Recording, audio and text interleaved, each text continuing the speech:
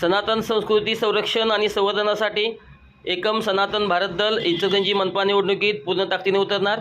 एका निवेदनात त्यांनी म्हटले आहे की गोमाता, राष्ट्रमाता, जय सनातन, जय भारत या उद्देशासाठी एकत्र आलो आहोत।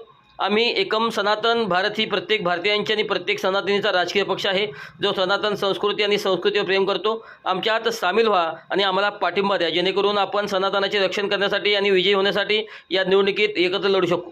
सनातनचे या पुनर्जागरण यज्ञात सहभागी व्हा। आमचे ध्येय उदात्त आहे, आमचा लढा कठीण आहे। आम्ही भारतातील एकमेव राजकीय पक्ष आहोत जो शाश्वत संस्कृती टिकवून ठेवण्यासाठी लढत आहे। आम्हाला सर्वांच्या पाठिंब्याची नितांत आवश्यकता आहे।